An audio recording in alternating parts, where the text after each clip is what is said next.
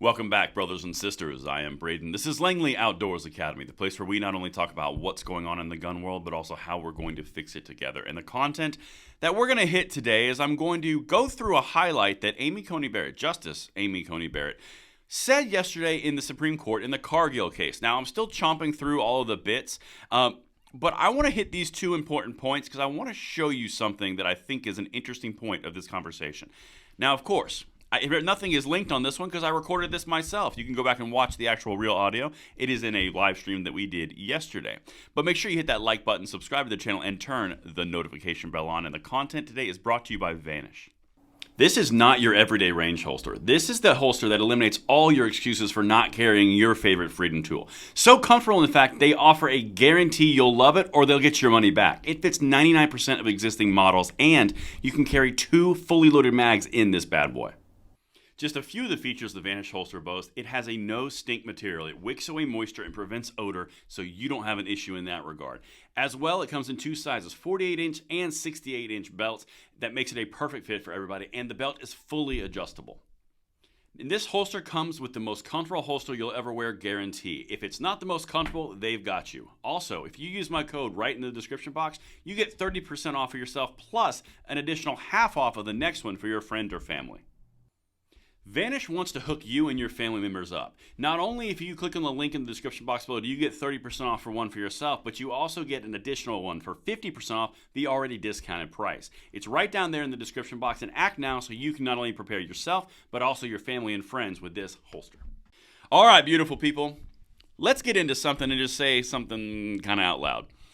This entire oral argument, in my opinion, went the wrong direction from the get. So when you start to split hairs, like I'm about to show you here, between what is a machine gun, what is not a machine gun, and the technical statutory language, which the statutory language is the important part. But when you start to go after the perception and the spirit of the law and the end result, all these different pieces, you get into very, very muddy waters. And I'm about to walk you through something right now. Now, the first clip, this one, Amy Coney Barrett actually says something extremely appropriate and realistic. Check this out. So what if I designed something and I call it a bump band? Because I gather you can do this with bands and you can do it with your belt loop.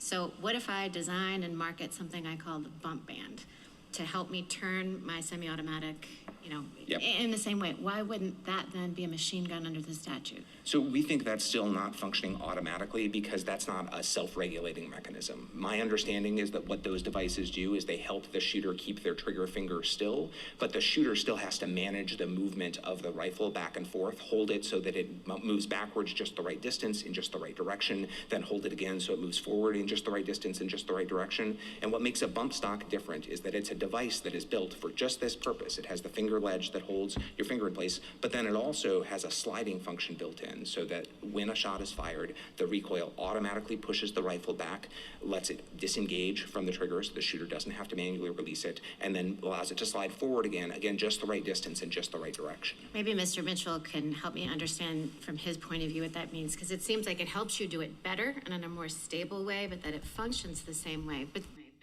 All right, this is a very, very key important point. We're probably going to set up on this for a minute or two.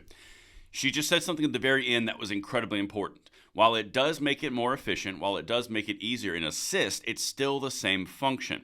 So a few of the justices were completely understanding where that direction was going. The other 4 or 5, it seemed like they were speaking different languages because they just didn't know what they were talking about, and they only could focus on the end result, volume of fire and speed of fire and all this kind of stuff. But what she just hit on is, in my opinion, an important piece because she highlights the stupidity of the argument completely. So, for example, she asked the Solicitor General in this case that, well, if I wrap a belt around the trigger and then I bump it off my shoulder, is that a machine gun? No, because that's requiring you to actually bump it and do it. Okay, well, the bump stock is a machine gun because it allows you to do the exact same thing but easier. It's an incredibly stupid point.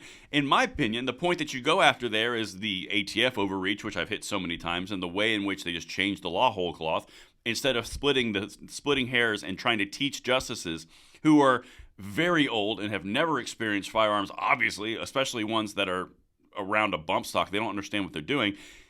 you go down this road of muddying the waters between how fast it happens, what the different actions are, you start to get very concerning outcomes, which is where ACB goes off a little bit on the left on this one, because this is an example of exactly what I'm talking about. She did amazing earlier on as that example in hypothetical, but then came back with this one. Check this out. This is the second piece. But the other question I have, look, intuitively, I am entirely sympathetic to your argument. I mean, and it seems like, yes, this is functioning like a machine gun would.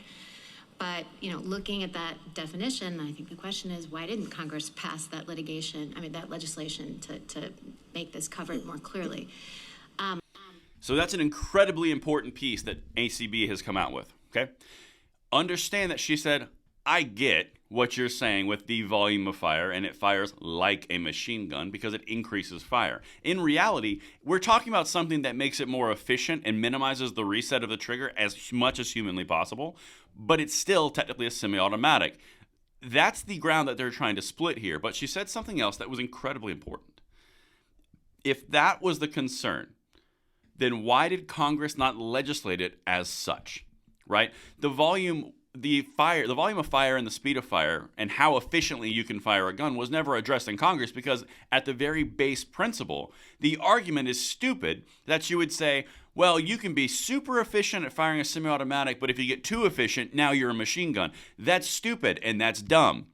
The lawyer in this case defending, or basically bringing forward the Cargill argument, didn't spend a lot of time on that piece. He spent a lot of time saying, like, well, it resets the trigger one time, and he was trying to teach them how guns work, and it doesn't come out well because all they're focusing on is the end result.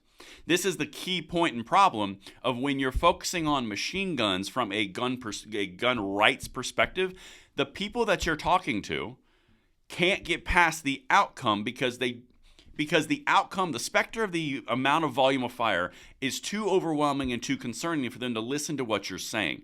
This is the entire point, and I'm not saying pro or not pro. I'm not saying that. That's not the point. What I'm saying is when you have a communication with somebody who's either not on the fence or not familiar, the specter of full auto fire is such a concerning one for them that you lose them in the baseline conversation. They have stopped listening to you around what the nuance is and what the law is and what our rights are, and they're only focusing on 800 rounds a minute. You have to understand that when you're dealing with this, in this specific instance, you needed to focus on the ATF's overreach. You needed to focus on how they redefine definitions. They touched on how they switched them back and forth a few times, and you need to speak to the actual legislation at hand, not spend all your time with volume of fire and trigger resets and bump stocks. And you have to understand that what ACB was doing here was she was trying to separate out the emotional reaction that the left was having to machine guns and the actual statutory language that's actually in the NFA.